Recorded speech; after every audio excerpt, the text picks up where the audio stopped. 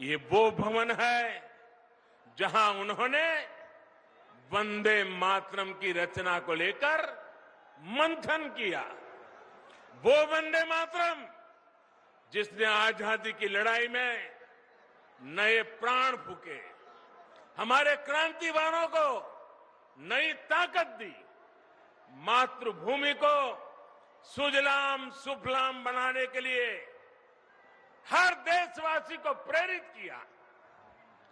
वंदे मातरम सिर्फ इन दो शब्दों ने गुलामी की निराशा में जी रहे देश को नई चेतना से भर दिया था।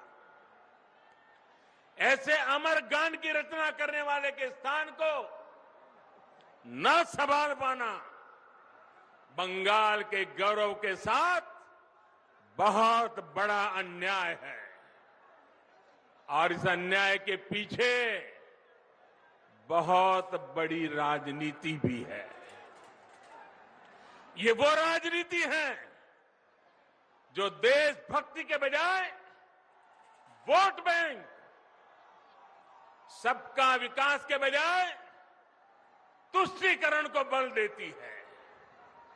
आज यही राजनीति बंगाल में लोगों को मां दुर्गा की पूजा से रोकती है, उनके विसर्जन से रोकती है।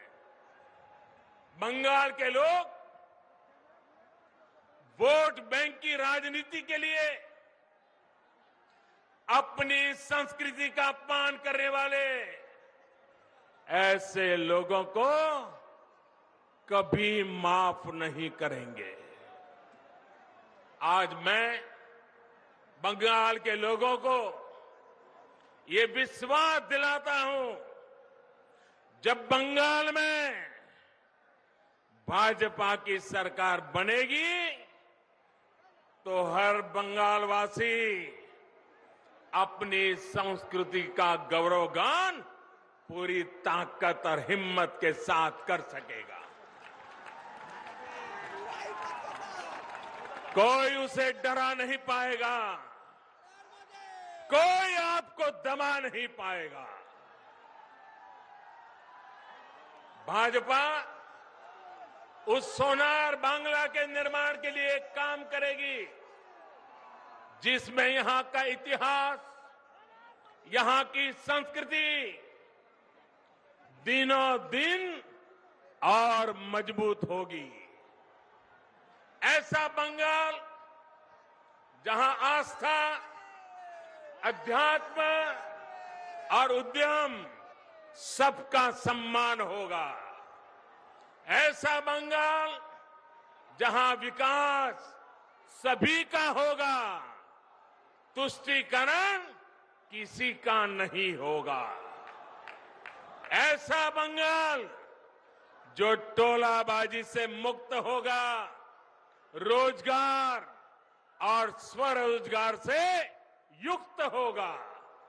भाइयों और बहनों, आजादी से पहले बंगाल देश के अन्य राज्यों से बहुत आगे था, लेकिन जिन लोगों ने बंगाल पर राज किया, उन्होंने बंगाल को आज इस हालत में पहुंचा दिया।